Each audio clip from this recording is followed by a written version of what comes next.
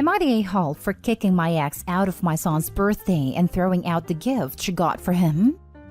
My ex and I, 33 male, broke up almost 2 years ago. We had been trying to have kids, but couldn't because of my infertility. It was just very disheartening for me. My ex wanted to keep trying, but it was just too painful. I told her that I wanted to stop for now.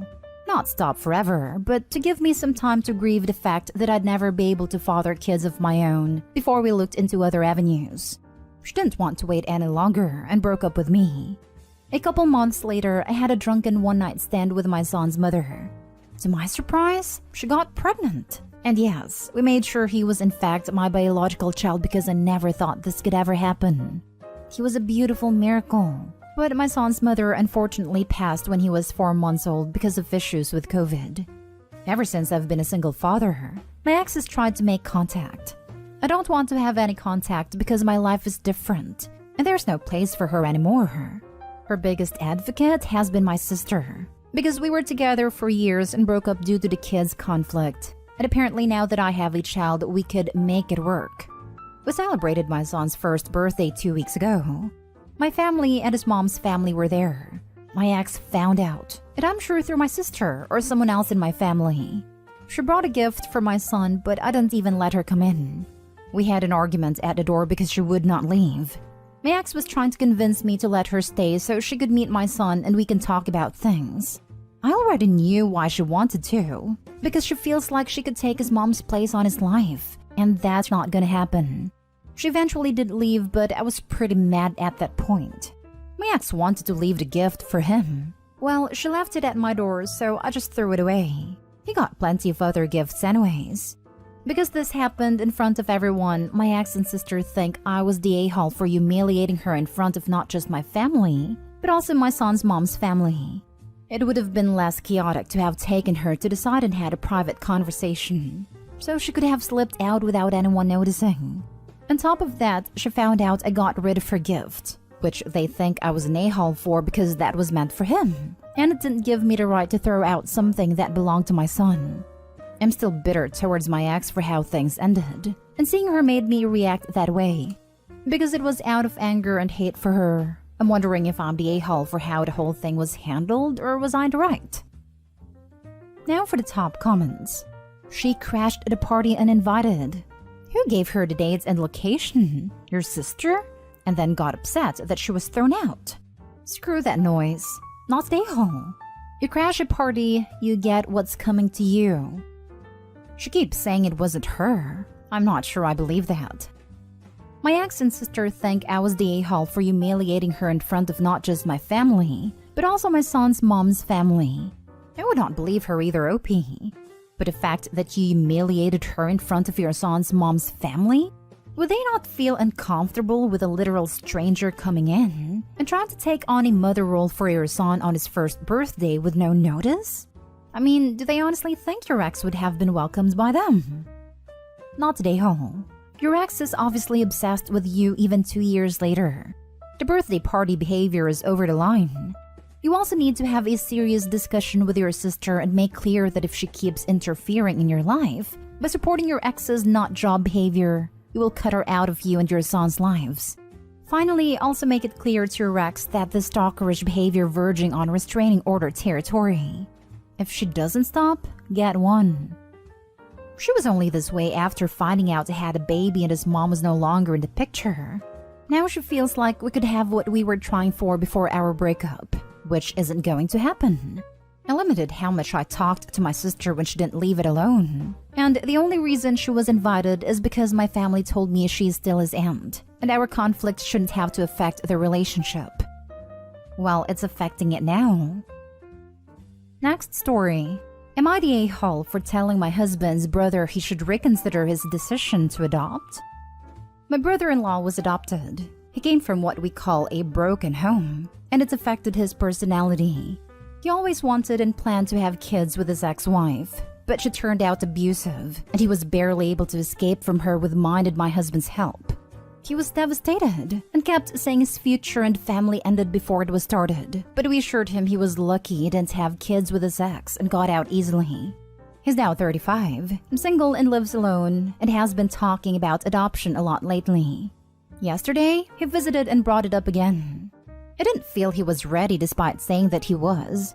I told him he is a product of an affair that ruined 2 families, and that he had a rough and stable childhood that created some serious damages, manifesting in a number of mental health issues that he hasn't worked on. And so I don't think adoption is a good idea, especially given his feelings around that, and he should really reconsider his decision.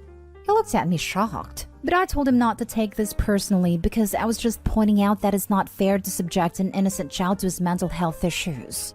In other words, I just don't think he's ready to be anybody's dad.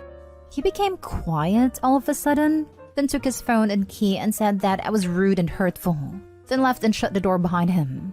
My husband asked what happened and why his brother left. I told him about the conversation I had with him, and he went off on me saying I messed up, and that this was none of my concern and I just made his brother feel worthless and incapable. I said no, I was just making sure he's ready. But he said I don't get to decide if he's ready or not, and told me I had to call his brother and apologize to him for the rude crap I said. But I declined because I don't think I was wrong for telling the truth as it is. We had an argument and he isn't speaking to me now. I understand how brother-in-law might have felt, but I was just giving my opinion on this matter and a bit of advice. I told him he is a product of an affair that ruined 2 families.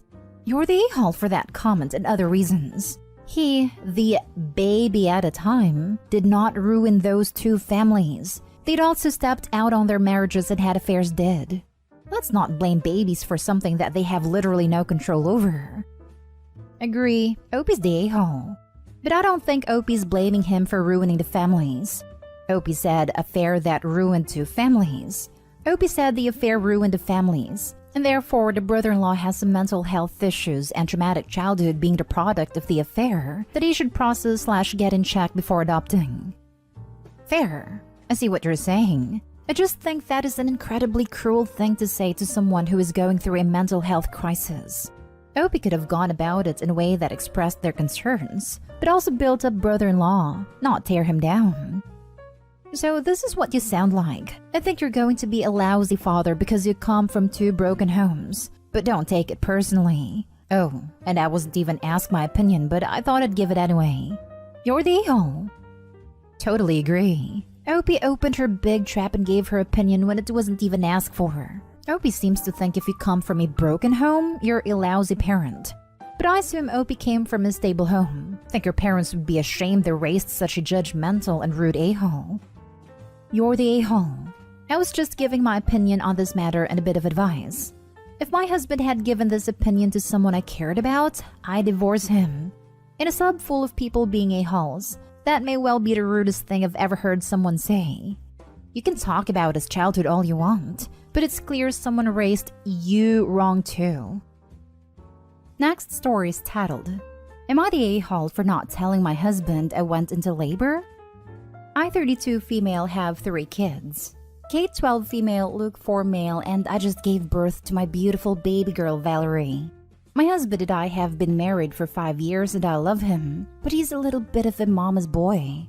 My mother-in-law hates me. I grew up in a richer neighborhood and my parents left me with quite a lot of inheritance money when they passed, about 13 million in assets. Mother-in-law, however, was a single mother with 2 sons and had a lot of trouble just paying for basic needs. She worked her way up and I think she's very strong. But she doesn't like me and thinks I'm pretentious because apparently I had everything handed to me. Well, when I got pregnant with Luke, we decided to name him after my husband's father who died when my husband was only 3. Mother-in-law was through the roof when we told her. But ever since I fell pregnant again with Valerie, she has been adamant that we would name her Francine after her late grandmother. My husband wants to as well, but I don't. Instead, I wanted to name her Valerie. And not just because I like the name, but also because when I was 17, the song Valerie by Amy Winehouse came out and me and my family would sing it all the time. At family gatherings, it was always first on a speaker. Car rides, and just in general, it was basically our song. Well, my older sister and my parents passed away in a house fire 3 years ago, and I miss them terribly. We were all a very close family, so it hit me and my younger sister, 27, very hard. When I suggested this to my husband and mother-in-law, they actually got mad at me because they wanted it to be Francine. I suggested we name it Valerie with a middle name Francine or Francine with a middle name Valerie, but they weren't happy with either.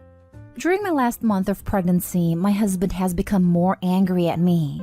I finally snapped and said that I wasn't going to name my child an ugly name that I don't like for the sake of a woman that doesn't even like me. He said that I was being unbelievable and that I had insulted a strong, independent mother. I immediately apologized, but he left to his mother's house. 2 days later, I couldn't reach him at all, and on the third day, I went into labor. Kate kept saying she would text my husband, and I told her not to bother her. After hours of labor and awful pain, I gave birth to my baby girl and named her Valerie with Diane as the middle name. Diane was my mother's name. Then about 2 hours after I gave birth, my younger sister was able to reach mother-in-law to get the message to my husband. When they came in, my husband was raging and yelling at me, calling me a pretentious backstabbing witch. And my mother-in-law was more upset about the name. I think this might be the end of my marriage, but we can still change her name if we really wanted to. So am I the a-hole? Should I change the name? Now for the comments. One thing I've learned about mama's boys is that they will never, ever, ever choose you over their mom. Get out of this situation. It's better to be on your own than with someone like him. Not stay home. My ex's mom was freaking psychotic. The first time she met my mom, she barely spoke to her. I'm thinking, oh, they're both nurses. Their kids are dating. This'll be great. Nope. She sat there freaking moping the entire time and sipping her 5th drink. She'd make him leave my place at 3 in the morning and drive 40 minutes to her house because she wanted a bag of chips and didn't want to get out of bed. And you know what? He did it. I should have left then. Not stay home. You chose Valerie in honor of your tragically killed parents and sister. How in holy hell does he think that less important than commemorating his great-grandmother whom he probably never knew? You're financially independent, so this should indeed be the end of your marriage. You don't want your children growing up thinking it's okay to be treated the way you're being treated.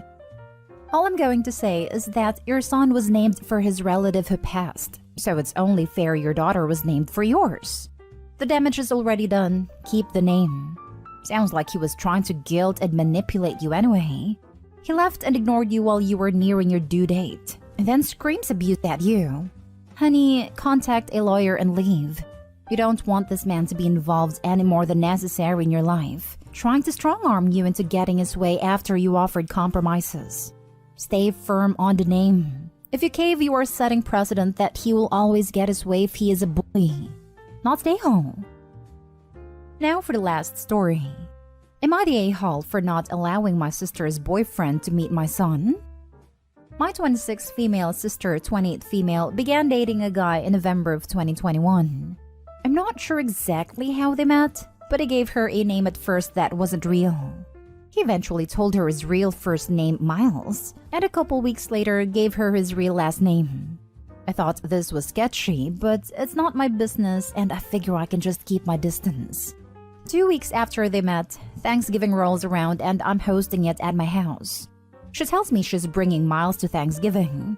Doesn't ask, just tells me. I was like, I don't know. I really don't want the first time I meet this guy to be at my house.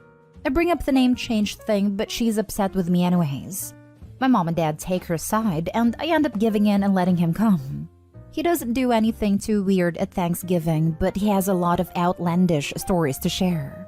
I am nice enough to him anyways.